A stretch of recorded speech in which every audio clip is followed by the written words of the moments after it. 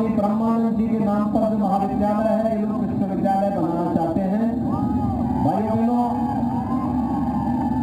हमारे पास दोनों प्रकार की स्कीम है। दोनों प्रकार की स्कीम इस प्रकार की कि अगर प्रबंध समिति स्वयं विश्वविद्यालय बनाना चाहती है और 20 एकड़ भूमि उनके पास है, वे आवेदन करें, उनको कोई देर नहीं लगेगी। निजी विश्वविद्यालय निर्माण की कार्रवाई स्वयं भी उनके स्तर पर यहाँ पर आगे बढ़ सकती है। हमने पहले से ही उसके नियम बना दिए हैं, कहीं कोई किसी प्रकार की कोई दिक्कत ही नहीं है। ये कोई सपा बसपा की सरकार नहीं कि कोई लेन देन हो, यहाँ पे तो पूरी पारदर्शी योजनाएं हैं। और दूसरा अगर सरकार के अंदर चाहते हैं तो उनको पूरी प्रॉपर्टी सरकार को देनी होगी। सरकार इस कार्रवाई को आगे करेगी। हमें तो पहले प्रसन्नता होगी कि अगर पब्लिक हमें संपत्ति दे और सरकार वहां पे विश्वविद्यालय बनाए तो सरकार का भार कम हो जाता है, इसमें भी हमें प्रसन्नता होगी। आप लोग तय करें, जिसमें भी यहाँ का प्रबंध समिति सहमत हो, राज्य सरकार उसमें भरपूर सहयोग करेगी। भाइयों बहनों, मैं आज आया हूं आप सबसे सही महीने में बात करने के लिए, अपनी दिल की बात करने के लिए। और इसलिए आया हूं, जब मैं यहां पर आया हूं तो आज सुबह मैं पहले सदगुरु संत शिरोमणि रविदास जी महाराज के पावन जन्मस्थली सीर गोवर्धन में प्रातः काल वहां दर्शन करके, वहां संतों से मुलाकात करके और वहां के समग्र विकास के लिए सरकार ने क्या कार्य योजना बनाई है, इन सब पर चर्चा करने के बाद मैं आपके बीच में यहां पर आ रहा हूं। आज माघी पूर्णिमा है। माघी पूर्णिमा के अवसर पर हर सनातन धर्मावलंबी जगह जगह स्नान करता है, तीर्थों में जाता है। गंगा स्नान, यमुना स्नान, संगम में स्नान चल रहा है। मैं इस अवसर पर आप सबको हृदय से बधाई देता हूं, आपका अभिनंदन करता हूं। संत रविदास जी की भी आज पावन जयंती है। इस अवसर पर भी मैं आपको बधाई देता हूं। और भाइयों बहनों, जब मैं यहां पर आया हूं आपके बीच में, तो मुझे आपको बताते हुए कोई संकोच नहीं कि 5 वर्ष पहले इस बुंदेलखंड क्षेत्र की क्या स्थिति थी। 5 वर्ष पहले इसी बुंदेलखंड में खनन माफिया हावी थे, भू माफिया हावी थे, पेशेवर अपराधी और माफिया हावी थे और डकैतों का एक पहला साम्राज्य यहां पर संचालित होता था। लेकिन 5 साल के अंदर भारतीय जनता पार्टी ने प्रधानमंत्री मोदी जी के नेतृत्व में 2017 में आपसे जो कहा था, भारतीय जनता पार्टी ने वो करके दिखाया है। भाइयों बहनों, 5 वर्ष पहले बेटियां सुरक्षित नहीं थी। इन 5 वर्षों में हर बेटी अपने आप को सुरक्षित महसूस कर रही है और बिना भय और आतंक के स्कूल जा सकती है। 5 साल पहले माफिया और भूमाफिया हावी थे और आज जब मैं यहाँ पर आया हूँ तो स्वामी ब्रह्मानंद जी महाराज की इस पावन तपोस्थली पर तो मैं देख रहा था कि मेरे आगमन के पहले यहाँ के नौजवानों ने बुलडोजर भी सामने खड़ा कर दिया है। ये बुलडोजर विकास का प्रतीक भी है और माफियाओं की छाती पर उनकी अनैतिक कमाई पर चढ़ाने का प्रतीक भी है। और मैं आपको यही आश्वासन देने के लिए आया हूं, अगर हमने सुरक्षा का बेहतर माहौल दिया है, हमने बुंदेलखंड के विकास की एक समग्र योजना को आगे बढ़ाया है। जिस बुंदेलखंड के बारे में लोग कहते थे कि बुंदेलखंड में पानी नहीं, आज हम हर घर नल की योजना लेकर के बुंदेलखंड में आ गए हैं। हर गांव में घर घर पेयजल की स्कीम बन रही है कि नहीं बन रही है? पाइपलाइन बिछ रही है कि नहीं बिछ रही है? भाइयों बहनों, दशकों से लंबित थी अर्जुन सहायक परियोजना। अर्जुन सहायक परियोजना का लोकार्पण प्रधानमंत्री जी ने कर दिया है ना। हमीरपुर, महोबा, बांदा, चित्रकूट, ललितपुर, ये 5 जनपद इससे सीधे सीधे लाभान्वित होने वाले हैं। और अभी तो केन बेतवा नदी जोड़ो कार्यक्रम हो रहा है। और हम लोगों ने पुष्पेंद्र जी से कहा है इसकी कार्य योजना बनाइए, हमीरपुर जनपद में भी इसका पानी आना चाहिए, जिससे यहाँ के लोगों को कोई समस्या न होने पाए। भाइयों बहनों, आज बुंदेलखंड एक्सप्रेस वे बन रही है ना, बुंदेलखंड एक्सप्रेस वे बन रही है और डिफेंस कॉरिडोर भी बन रहा है। लेकिन फर्क साफ है, ये जो समाजवादी परिवारवादी थे ना, वास्तव में समाजवादी और परिवारवादी नहीं थे भाइयों बहनों, ये तमंचावादी भी थे। इन्होंने तो बुंदेलखंड के हर जिले में तमंचा की अवैध फैक्ट्री लगाने का काम किया था, यहाँ के नौजवानों के भविष्य के साथ खिलवाड़ करने का कार्य किया था। और आज भाइयों बहनों, बुंदेलखंड में तोप बनाने का कारखाना और फाइटर विमान बनाने का कारखाना, लड़ाकू विमान बनाने का कारखाना भारतीय जनता पार्टी की डबल इंजन की सरकार डिफेंस कॉरिडोर के माध्यम से लगा रही है। अभी बनने दीजिए बुंदेलखंड एक्सप्रेस वे को पूरा। बुंदेलखंड एक्सप्रेस वे बनेगी तो भाइयों बहनों यहाँ उद्योग भी लगेंगे। मेरे बुंदेलखंड के नौजवानों को नौकरी और रोजगार के लिए बुंदेलखंड को छोड़ करके नहीं जाना पड़ेगा और हर घर को पानी, हर घर नल और हर खेत को पानी पहुंचा करके यहाँ की धरती से भी सोना उगलने का कार्य करेंगे। यहाँ का किसान भी खुशहाल होगा, नौजवान भी खुशहाल होगा। आज बुंदेलखंड दिशा में आगे बढ़ा है। पर्यटन की ढेर सारी संभावनाएं यहाँ पर है।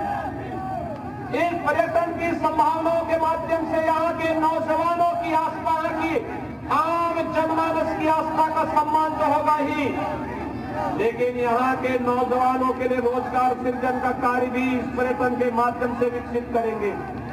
और इसीलिए आज मैं आपके पास आया हूँ। भाइयों बहनों, आप देख सकते हैं बुंदेलखंड के लिए हमारी जो कार्य योजना थी, अकेले हमीरपुर जनपद की ही मैं बात करूं तो भाइयों बहनों, हमीरपुर में 41,400 से अधिक किसानों का ऋण माफी का कार्यक्रम हमारी सरकार ने किया था। 41,400 प्रधानमंत्री किसान सम्मान निधि में 1,76,600 से अधिक किसानों को सालाना 6,000 रुपए सालाना उनके अकाउंट में स्वतः ही आ रहे हैं। भाइयों बहनों, पाइप पेयजल स्कीम के अंतर्गत यहां पर 27,682 परिवारों में कनेक्शन दिए जा चुके हैं। और अगर मैं दिव्यांग जन पेंशन, निराश्रित महिला पेंशन, वृद्धावस्था पेंशन की बात करूं, समाजवादी पार्टी ने इस पेंशन को रोक दिया था। और भाइयों बहनों, आज हमारी सरकार प्रदेश के अंदर 1 करोड़ दिव्यांगजनों को, विधवा महिलाओं को और प्रदेश के वृद्धजनों को 12,000 रुपए सालाना पेंशन उपलब्ध करवा रही है। और अगर मैं हमीरपुर की बात करूं तो 7,066 दिव्यांगजन, 17,329 निराश्रित महिला और 49,045 वृद्धजनों को हम आज के दिन पर बुंदेलखंड में 12,000 रुपए पेंशन की सुविधा के लिए हमीरपुर जनपद में उपलब्ध करवाने का कार्य कर रहे हैं। भाइयों बहनों, प्रधानमंत्री आवास योजना समाजवादी पार्टी की सरकार में पूरे प्रदेश में 5 वर्ष में 18,000 आवास नहीं दे पाए थे पूरे प्रदेश में। और हमारी सरकार में, भारतीय जनता पार्टी की डबल इंजन की सरकार ने इसी कालखंड में 43,50,000 गरीबों को एक आवास दिया है और हमीरपुर में 15,000 गरीबों को एक आवास मिल गया है। भाइयों बहनों, हमारा युवा क्यों से छूट जाएगा? हमने तय किया है हर युवा को स्मार्टफोन और टैबलेट उपलब्ध करवाने का कार्य करेंगे। 200 नौजवानों को मिल चुका है, उसकी कार्रवाई चल रही है। समाजवादी पार्टी ने इसकी कंप्लेंट कर दी है चुनाव आयोग में। कुछ देर के लिए भले रुका होगा, अभी तो 1 करोड़ नौजवानों को दे रहे हैं। अगर हमने कहा तुम रोक लगाओगे, हम चुनाव के बाद 2 करोड़ नौजवानों को टैबलेट स्मार्टफोन देने का कार्य करेंगे। भाइयों बहनों, आज जब मैं आपके पास आया हूं आपसे कहने के लिए, मैं तो आपसे एक अपील करने के लिए आया हूं। मुझे एक बात बताइए, कोरोना कालखंड में ये सपा बसपा कांग्रेस के नेता कहीं थे? कहीं दिखाई दे रहे थे? ये परिवारवादी, वंशवादी, बहुरूपिया ब्रांड जो समाजवाद का आया है, परिवारवाद का, वंशवाद का, माफियावाद का, तमंचावाद का, क्या ये लोग भी कहीं थे? कहीं आता पता लग रहा था इनका? लेकिन कोरोना कालखंड में भी डबल इंजन की सरकार कार्य कर रही थी ना। फ्री में टेस्ट, फ्री में उपचार, फ्री में वैक्सीन। कितने लोगों ने वैक्सीन ले ली है? और सड़क वाले लोग क्या वैक्सीन से परे हैं क्या? आप में से कितने लोगों ने वैक्सीन ली है? सभी लोग हाथ खड़ा करके मुझे बताओ। आपका अभिनंदन। 100% लोगों ने वैक्सीन ले ली है। भाइयों बहनों, मैं आपसे बताना चाहता हूं, यही वैक्सीन कोरोना महामारी से बचा रही है। तीसरी वेव कब आई कब चली गई कोई पता नहीं लगी, क्योंकि कोरोना को हमने, जैसे आपने सपा बसपा कांग्रेस के चिन्ह को बोतल में बंद करके हमेशा के लिए राजनीति से खारिज कर दिया है, ऐसे ही कोरोना के चिन्ह को हम लोगों ने भी बोतल में बंद करके हमेशा के लिए बंद करके रख दिया है। और इसीलिए आज मैं आपके पास आया आपसे कहने के लिए, फ्री में वैक्सीन, सबको वैक्सीन। लेकिन जो लोग वैक्सीन का विरोध कर रहे थे, आज समय आ गया है चुनाव की जोरदार वोट की। और इसी खबर के साथ फिलहाल यहां रुकेंगे एक छोटे से ब्रेक के लिए।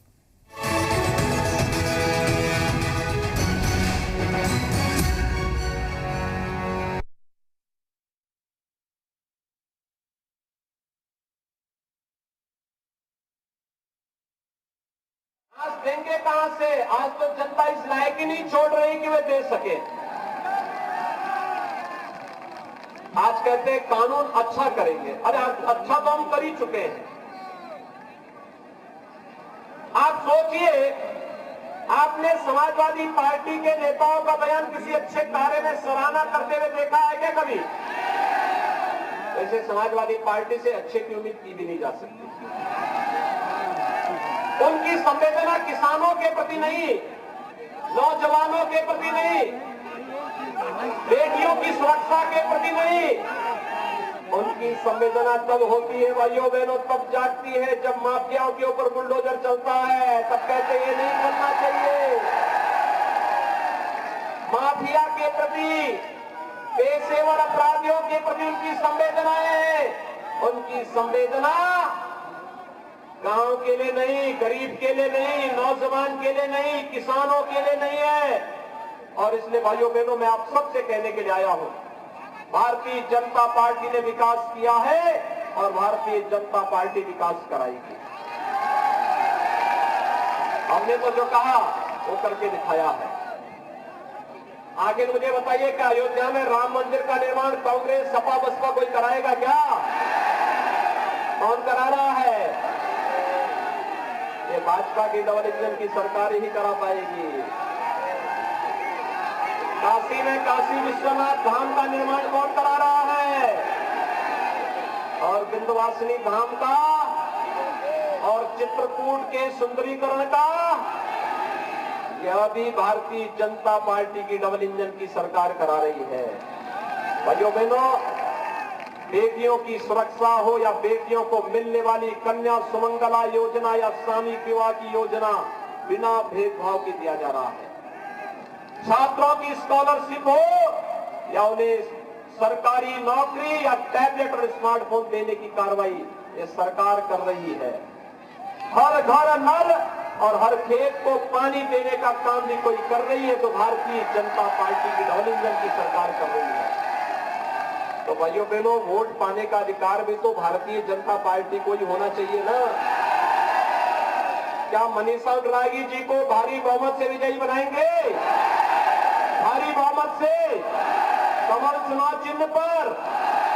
भाइयों बहनों, ये कमल चुनाव चिन्ह पर याद रखना, विपक्षियों की जमानत पर जब जब्त होगी, चुनाव के दिन जब आप पहले करेंगे पहले मतदान फिर जलपान, पहले मतदान पहले मतदान पहले मतदान। जब पहले मतदान करने के लिए जाएंगे, सबसे पहले मतदान जब ये लक्ष्य को लेकर के आप चलेंगे तो विपक्ष की जमानतें जब्त होंगी। तो मनीषा अनुरागी जी को आप कमल चुनाव चिन्ह पर भारी बहुमत से चुनाव जिता करके भेजेंगे। विकास और बुलडोजर साथ साथ चलना चाहिए ना, गरीब को राशन ऐसे मिलते रहना चाहिए ना, विकास ऐसे चलना चाहिए ना। सहमत है? सपा बसपा कांग्रेस के बहकावे में तो नहीं आएंगे ना।